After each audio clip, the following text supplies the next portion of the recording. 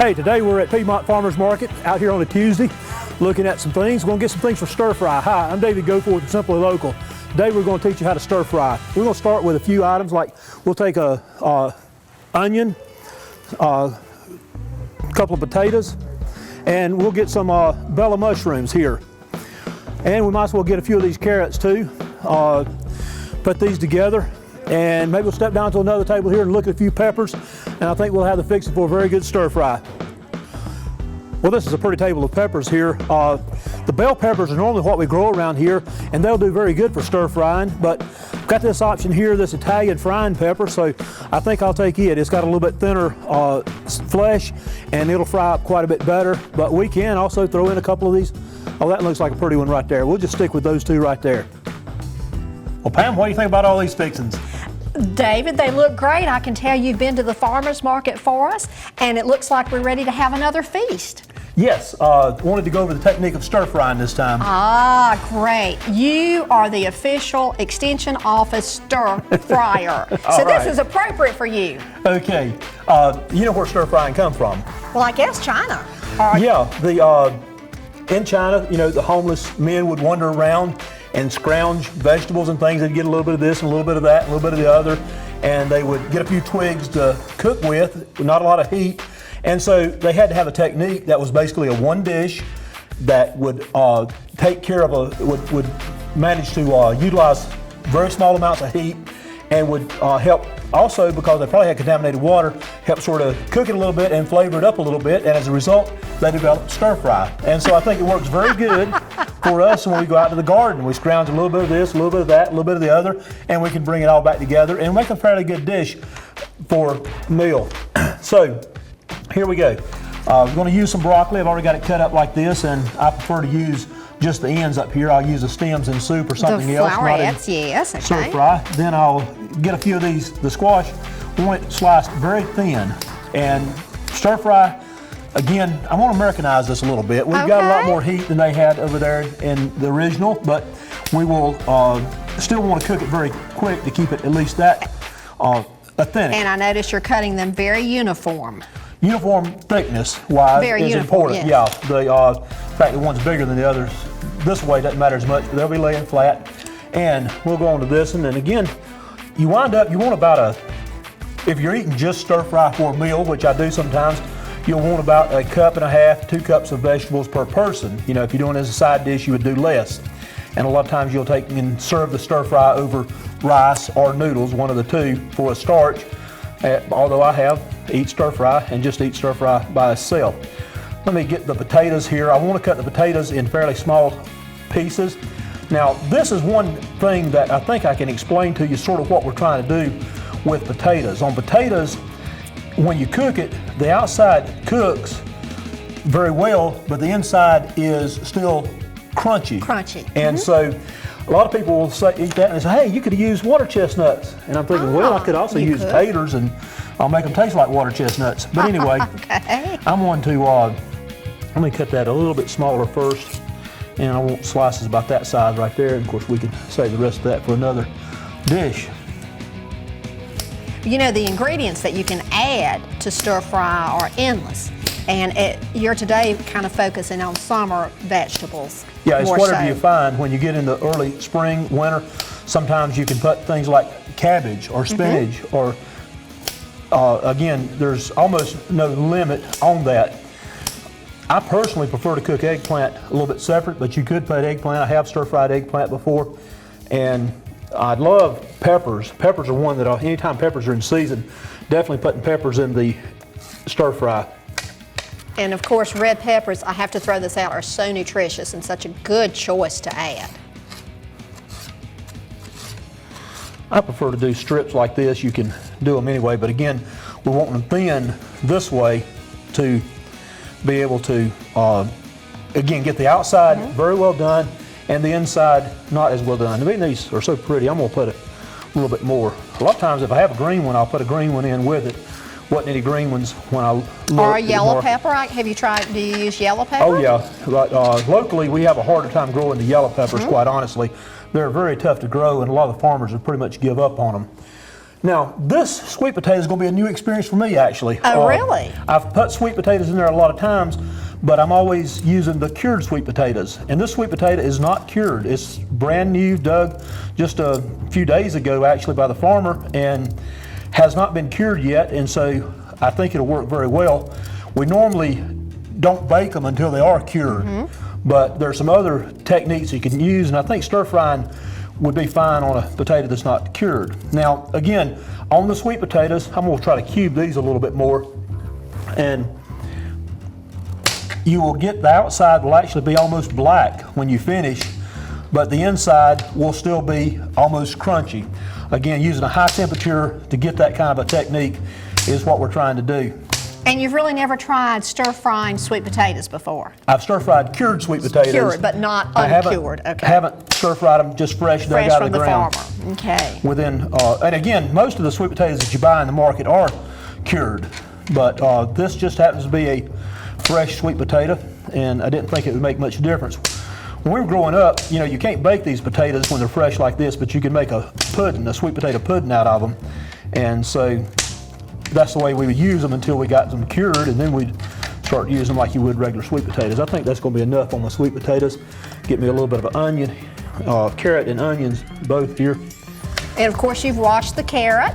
And peeled this carrot, And actually. peeled it, You don't okay. necessarily have to peel the carrot, but most people are familiar with that.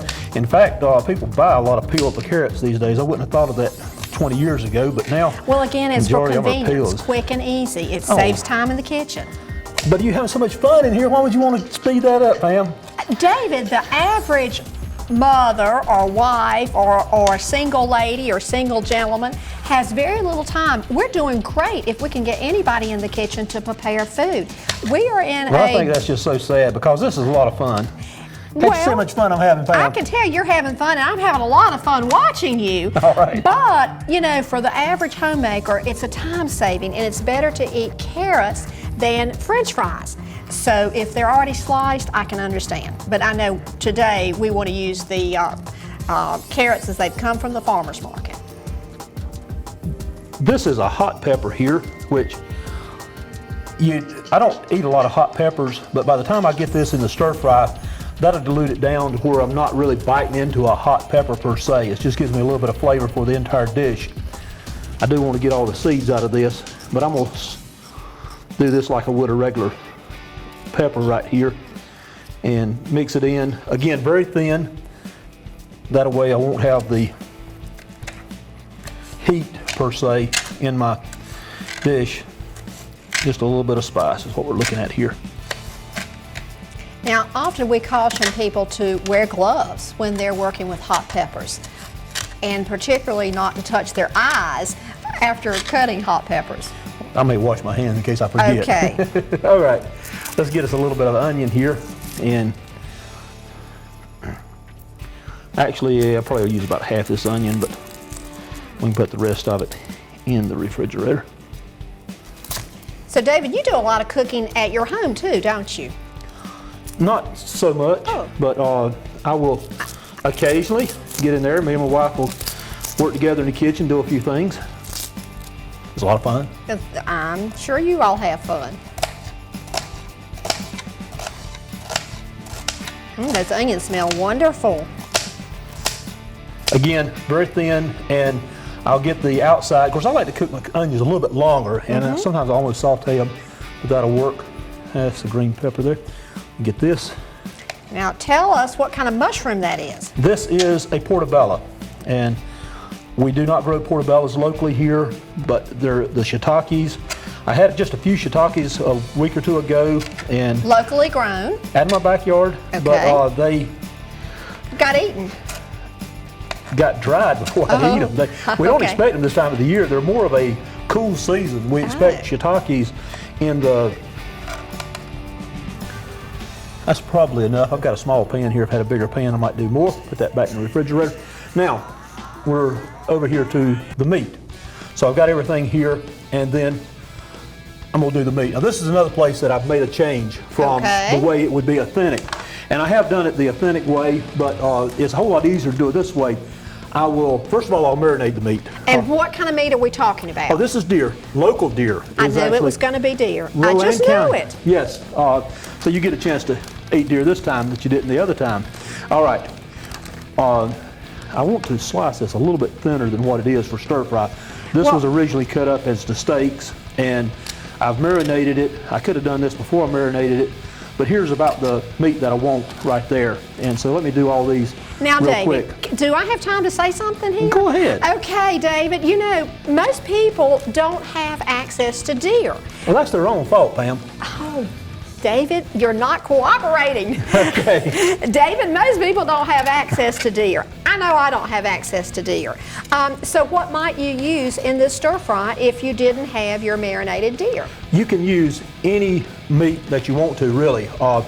I've used pig with the pork chops and different parts of pig. I've used beef and does a real good job. And chicken is the other one. Now chicken, you actually do not have to marinate that. And let me talk just a second about the marinade. The marinade here that I used, and all these ingredients are optional, but the low sodium soy sauce. I'm so glad you're using low sodium or light sodium. Light is what it's called. Sauce. Actually, about 50% of the sodium of the regular one. That's the one, major one that you want to use. Now, this one, because I knew he was an old buck when I killed him, I reckon old men kill old bucks, and so I'm not going to go there. the meat tenderizer is going to be necessary on this cut. Now, on younger fawns and does, it would not necessarily be necessary, but I like to use the meat tenderizer when I've got a tough cut like that. But again, it's optional. We'll use some mustard, we'll use some onion powder, and you can put other spices in there too. Sometimes we'll put chili powder in there, paprika, chili powder, both, and we'll put garlic in there at times. We will also use ginger, believe it or not. You put ginger in. We normally use it as a spice, although grating fresh ginger wouldn't be a problem to do that, into your marinade. Now, the marinade is the place where you can run into some food safety issues, and you want to bring it from the freezers where I normally keep the deer, and then I will bring it out, put it into this Ziploc bag, put the spices in it, put it back into the refrigerator. You've got to have it below the 40 degrees, or you could really, I mean, this could be a deadly situation if you left this out on the counter to marinate, you know, because you have the room temperatures with no oxygen. That's where you get the deadly Well, toxins. I'm so glad you pointed that out. You know, we've talked about marinating before, but I think people really need a reminder of that. And of course, the sauce that you have in that Ziploc bag or that plastic bag, you're going to discard it. One-time use, yes. One-time use. That is, Okay. again, the bacteria can build up there very quickly, and it's just not worth trying to sterilize that and do it again. I mean, just toss it away. And That is ain't an fairly cheap. awfully lot of deer meat. Yeah, I'm going to divide it up 4 or 5 different ways, but I might as well cook it all, being I've got it out, hadn't I? I think so. Again, I just want to really emphasize stir fry is delicious with chicken, with steak, with beef, with pork. You don't even have to have meat in there. And I just keep thinking about that average lady or average man that would not have access to deer. So That's so sad, isn't it? Again, it's just a fact of life in this community. Being I was messing with the meat, let me wash my hands real That quick. with soap, that's a great idea. This is looking great and smelling great. I wish to get my... I love this when you do the cooking and I just get to watch and listen and eat later All right. on. We are doing good. Now, Great. we're using just one pot, one pan, and so what we want to do is we order this thing. The denser things, we will normally start with them first, with onions. I like to do onions, and again, I'll do onions a little bit beyond where the traditional stir fry will do. We'll put the carrots in shortly after that, and the peppers. We'll put them in, then the potatoes, and my sweet potatoes. Let me get them up here. We'll put the sweet potatoes in after the potatoes, actually, and you get the order. The order's not really important, and I'll show you an exception here in a minute. The mushrooms, if you were doing this traditionally, you'd probably put them over here somewhere. I really like to cook my mushrooms. I'll throw them in fairly quick. Oh, okay. So again, nothing wrong. And the broccoli will be the last item that I put in over here. Well, I'm tell waiting. us about the choice of pan today, if you would, please. Again, making a difference here because the wok is very well designed for low amounts of fuel. Here we've got a lot of fuel from Duke Energy through the nuclear power plant, and so I'm using a frying pan here instead of a wok. I don't need the heat situation on a wok, so I can use a regular frying pan, and I happen to have these on hand and don't have to normally cook with these anyway, so this will work very well. I want to bring it up to a fairly high temperature here, which I'm waiting and get it to a high temperature. Generally tell by a little bit of water in there the noise that I want to hear, so need it just a little bit warmer. Well, and you know, this is really great information for the person at home because they may think, oh, I don't have a wok. I can't do stir fry, but you can definitely do stir fry in a pan like that, your tried and true cast iron black pan, Right. or any other pan that has a flat bottom. With a non-stick. With the non-stick or a flat bottom.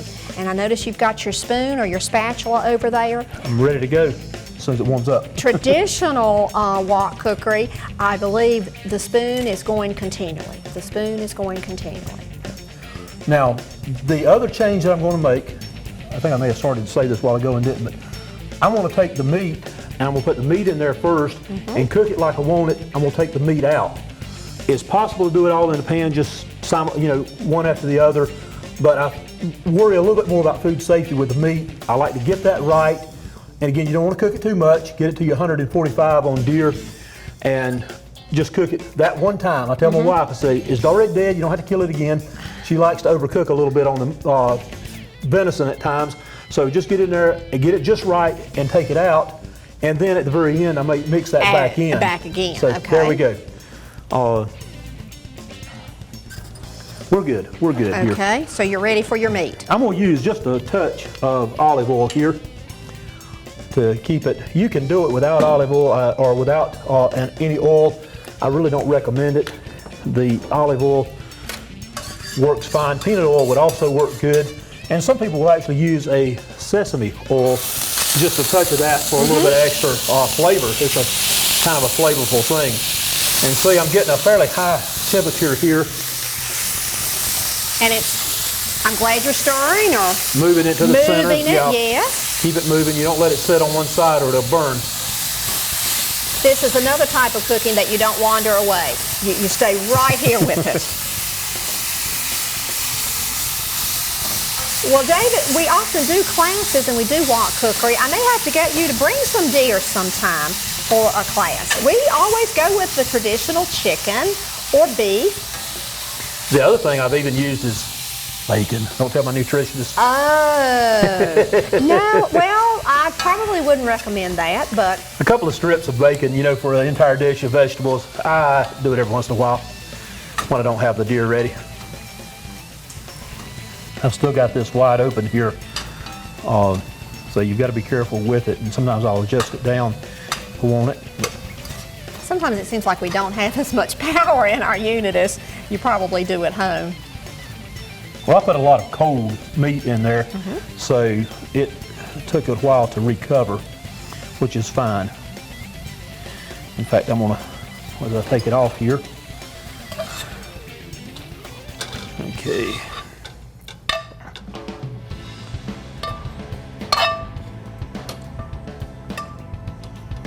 Now, just a touch of, So you're adding a little bit more oil. yeah, when the meat sucked all of it out there, Okay. particularly for mushrooms. Again, not much. The oil is calorie dense. And David, Get the I'm heat back sure up. that this will be included. We've got some wonderful suggestions in Cook Smart, Eat Smart, our curriculum, on ideas of foods to stir fry, combinations, spices, that I think folks will enjoy seeing also. Yeah, a lot of spices there at the end that you can put in. And you're not cooking this totally before you put the next item in. You're just getting it however much it needs to go here, and then you can bring the next item in. Your center of your pan is going to be warmer than the outside of your pan. Putting it back here and make sure I've still got the heat to go in with my onions and put them on the inside here and get them heated back up before I go to the next item.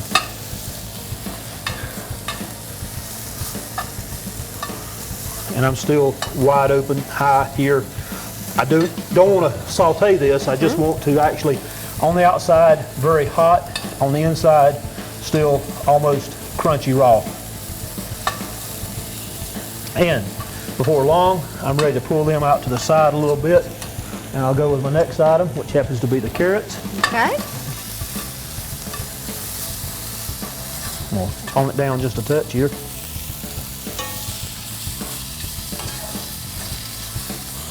Okay, and we'll go with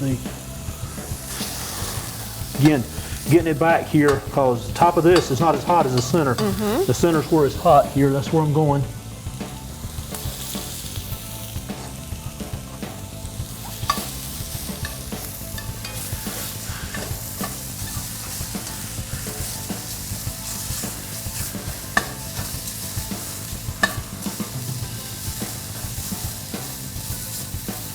All right, looking good so far. Not only does it look good, it smells good. It does, don't it?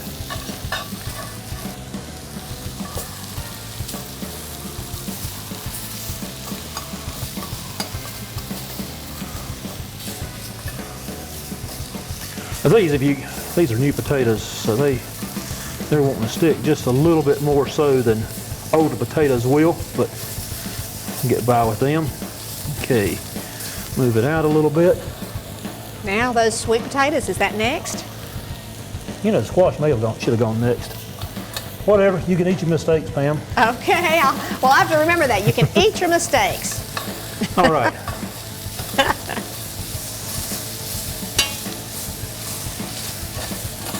Maybe we should say you can eat your experiments, not your mistakes. Eat your experiments. All right. This is really a smorgasbord of vegetables. I'm to the point where I'm ready to go back in with my... your deer. Okay. Yeah, deer. And get that mixed back in there. Toning it down just a touch here. Get this all mixed up because I'm pretty much ready here. Now, the carrots, the broccoli. Just get them on top, and they almost are steamed as opposed to actually any kind of a fry and cook. And some people can get them down there and get them a little bit hot. It's fine if you do, but sometimes I just keep these almost steamed in the dish. Now, I'm going to Americanize it one more way here, and I'm going to put a sauce on it. All right. If you go to a restaurant, the way to make a restaurant type sauce, pass the soy back down this way. The soy sauce? Okay, the soy sauce. That's what you want? You take the soy sauce and some kind of sweet, whether it's a syrup or a honey or jelly? Honey or syrup, or I'm trying to say pineapple juice. Oh, That's the other juice. sweet that you can use is pineapple juice. I'll do that sometimes, but we're local and pineapples are not local, so I'm going to use, actually, for the sweetness, I'm going to use a little bit of maple syrup. Oh. That is my very own maple syrup. I think I'm the only maple syrup operation here in Cabarrus County, and so that's, again, fairly local, out of my backyard. You want to be careful with this, but it will give it a really surprisingly good flavor. Oh, yes. Now, I didn't say in the restaurant type way, they'll use a little bit of cornstarch. They'll mix this together, they'll cornstarch it, and they'll put it in here and you have a real thick sauce, which I prefer to have just a little bit less than that sauce. And if you put too much in here, you'll suck the water out of the vegetables and mess it up. But if you get it just lightly, and you got to get it hot. Now, David, again, most people don't have their own maple syrup. Can they use maple syrup that they can find in the grocery store? Yeah, the high fructose corn syrup would actually work also. High fructose corn syrup, okay. Yeah. Now, I'm going to use just a little bit of olive oil here. Soy sauce. Light soy sauce. There you go. Probably. Eventually, success. And again, if you don't drive this moisture off, it'll start sucking moisture out of the vegetables. It's not what you want. You get the heat going again. That's beautiful. Now, just a touch of soy sauce. And about like so. And once we drive a little bit more of that moisture off, I think we did it. Broccoli is about steamed right. Everything else is ready. We're good to go. That's a finished dish. Be sure to get some of those gorgeous, colorful vegetables, as well as your deer meat. But I want to see some more vegetables. Yeah, there we go. All right.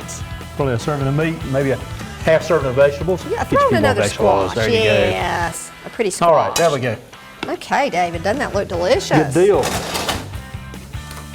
And that's stir frying, a very simple technique that I would really love people to try. Well, you know, it's easy, it's quick. You can use a variety of meats, a variety of vegetables. You don't have to have that deer, but I'm sure it's going to taste fantastic. It's been fun. All right, until next time. Let's remember to eat smart and eat local.